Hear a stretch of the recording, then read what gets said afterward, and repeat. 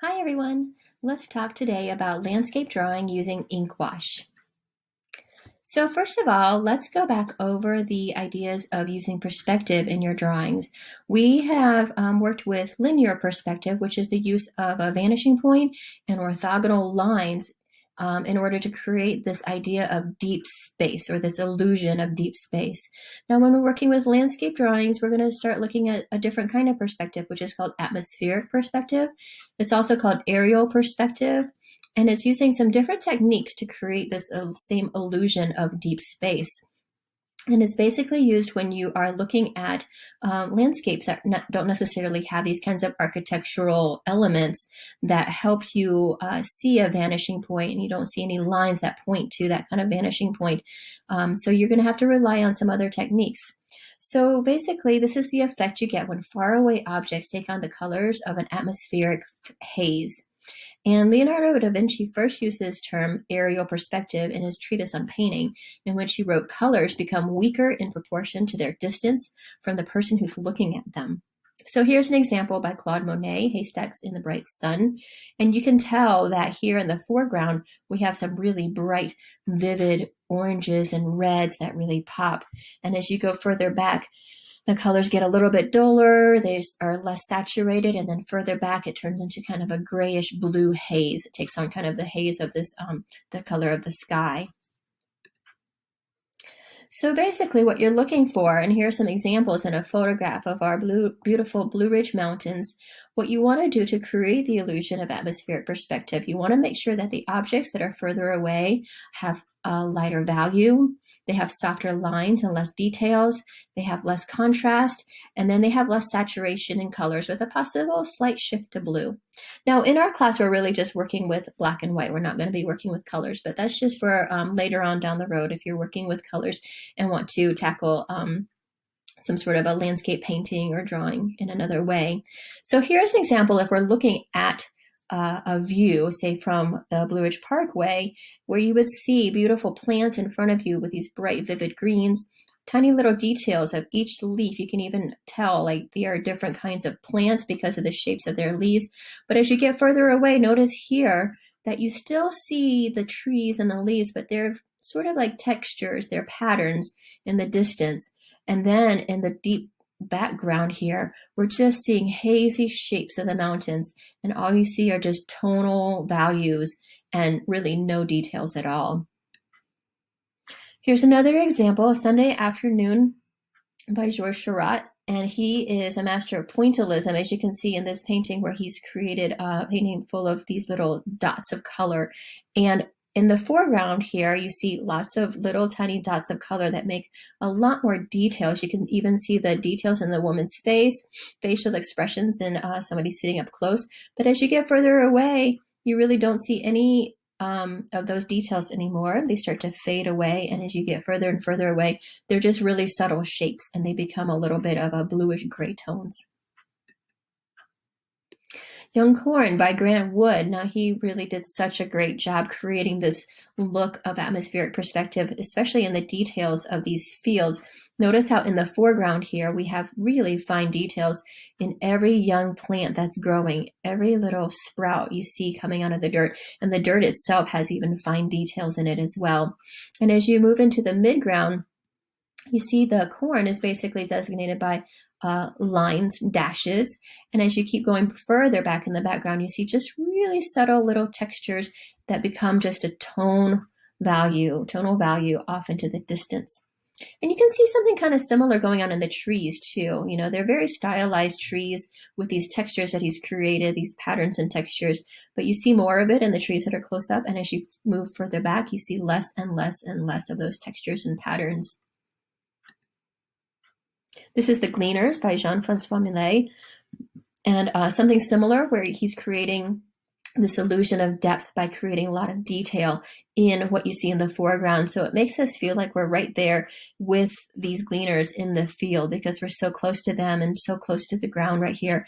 And as you move further into the background, it just becomes a tone, and you don't even see really any of those details of the hay and the haystacks here. It's really just the tone of the color of the haystacks.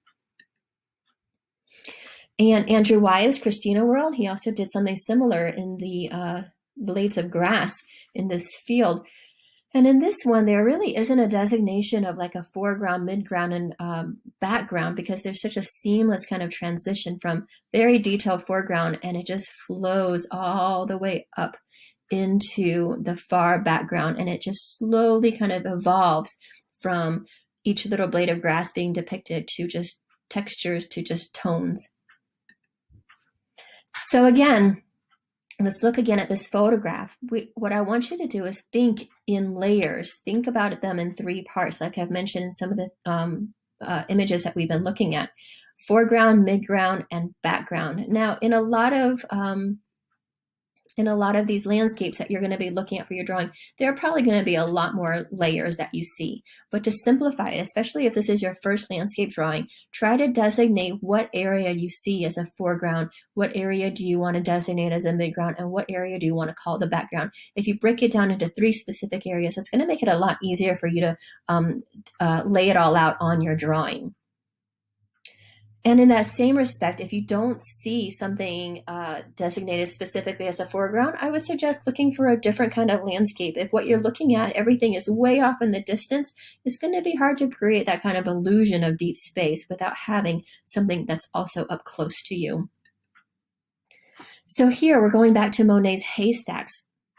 Again, so in a painting, this is how it would be designated. Here we have the haystack in the foreground, the row of trees in the midground, and then I think maybe it's mountains or more trees way off in the background distance. So again, he's broken it down to three main areas. And then in your drawing, in your graphite or charcoal or ink wash drawing, you're going to do something similar. Designate the plants that are closest to you as the foreground. This is where you're going to get most of the detail.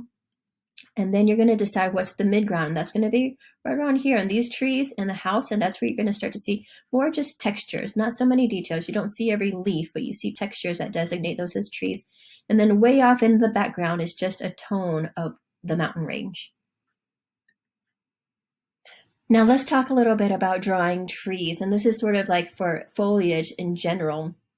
Sometimes it can be really overwhelming when you're looking at plants and you're trying to figure out how to draw them, because there's a lot going on in them. You've got branches, you've got leaves, you've got a lot of different shapes. And the first thing you want to do is find that one main overall shape. So for instance, this one tree has a fairly rounded, nice, full shape to it. And then what you're going to do is break it down into smaller shapes.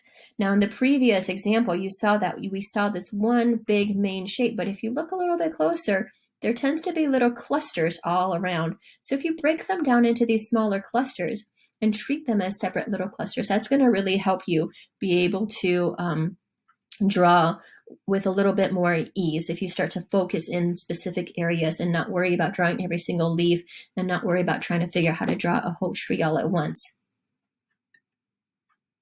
Now, when you start looking into these clusters and want to define everything that's in there, you don't really need to draw every individual leaf unless that tree is really right up close to you and you are seeing every individual leaf. You really just need to create a texture that gives the illusion of leaves in the light. Now, remember that you're looking for light always. Where is the light falling and where are the darker shadows? So notice that there are just a little bit of dark shadows drawn in here, some speckles of light here, and a lot of it is just midtones of speckles. And that creates the texture and gives the illusion of that foliage without having to draw every single leaf. Now, remember that even though you're not drawing every single leaf, you do still want to be able to show what kind of a tree we're looking at. So look carefully at how the shapes of the leaves look even from a distance. Now, would you use a texture like a scumbling texture like they have here to create smaller leaf patterns? Or is it something like this, like a willow tree, where you have some longer squiggly lines that gives more of a drape kind of feel? So be sure to use your texture techniques to create the correct illusion for that tree that you're looking at, or for the bush, or whatever plant it is that you're looking at. Now, something else to think about while you're drawing this foliage, don't forget again to look at the light. And it really helps sometimes when you're looking at each cluster to look at the way the light is falling on it as a cluster, as if it were a shape like we've drawn in class in other projects. Think about how the light is falling on that shape, how it fades into some dark shadows, and then you might even see a little bit of reflected light as well.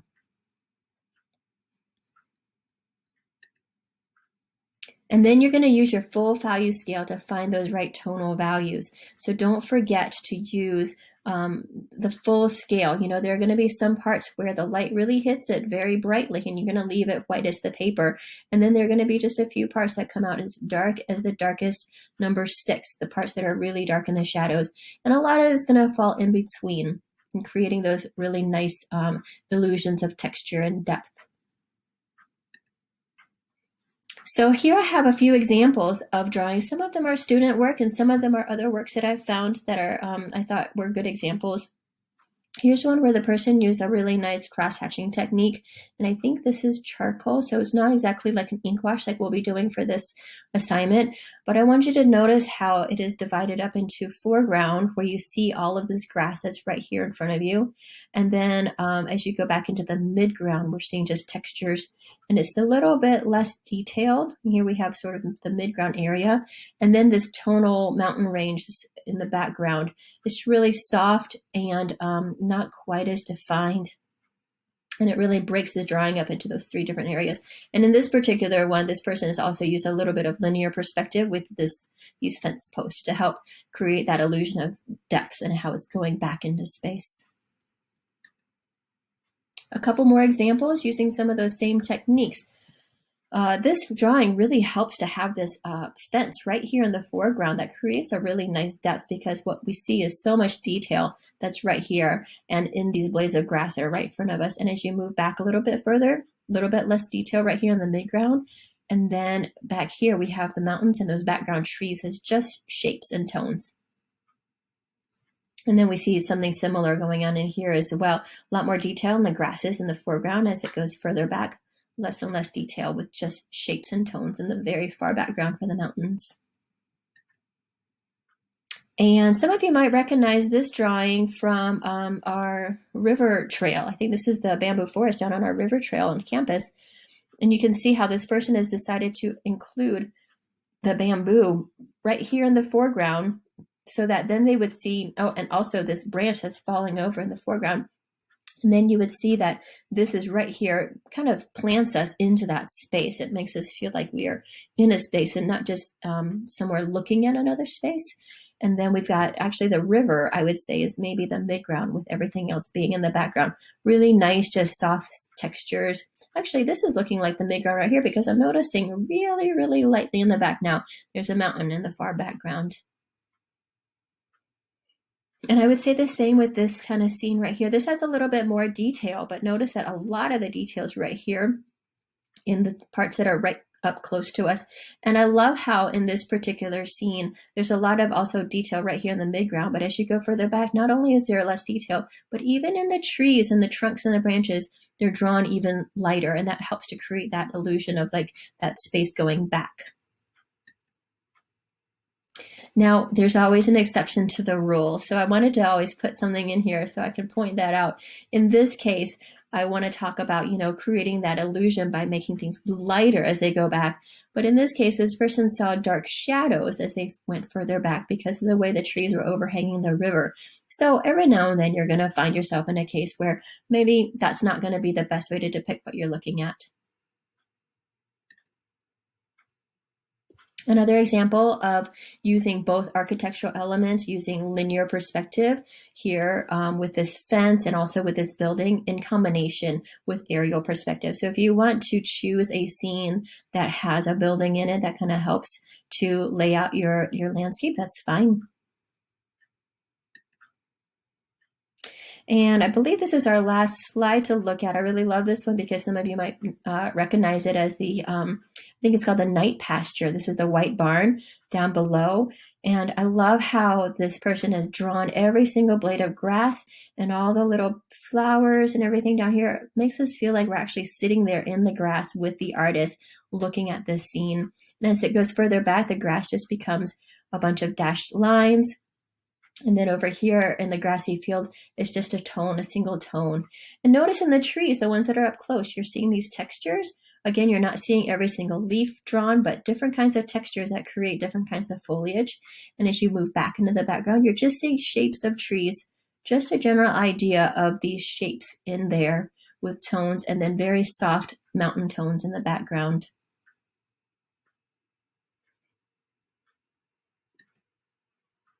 All right, so let's talk about your assignment. When you're going to start on a landscape drawing, you definitely want to find a good composition, just like we always do with a lot of the other drawings that we've worked on. Definitely use a viewfinder. So if you'll notice here in my setup, I have my my masonite board, paper taped to it, and here's my viewfinder so I can see the view while I'm working on my drawing. Oh, and I also wanted to mention, so I was drawing this for, while I was outside, and if it's a beautiful day, you really should do this outside. But if you can't make it outside while you're working on this drawing, a window works really well as a viewfinder as well. So what you're going to do is make this landscape drawing on 15 inch by 20 inch aquarelle paper that's taped to a masonite board. So the reason is because we're going to use wet media. It's going to swell up the fibers of the paper. It's going to make it buckle. And as it dries, you want it to be secure to the board so that it dries flat again. And this aquarelle paper is very well suited for wet media. This just happens to be the kind that we're using for this assignment. But if you don't have access to this particular paper, any sort of wet media paper works. So this paper being 15 inches by 20 inches, you're going to want to use a viewfinder window that's 3 inches by 4 inches. I'm talking about this smaller window right here to keep the proportions correct as you enlarge it to 15 by 20. It's actually the same as for the 18 by 24 sheets of paper that we've been using in the class so far. So the viewfinders that we've had in our class so far are going to work fine for this sheet of paper. Before you start working on your final drawing, of course, always make thumbnail sketches in your sketchbook. So what you can do is make a few thumbnail sketches from that one specific area where you're looking at this view.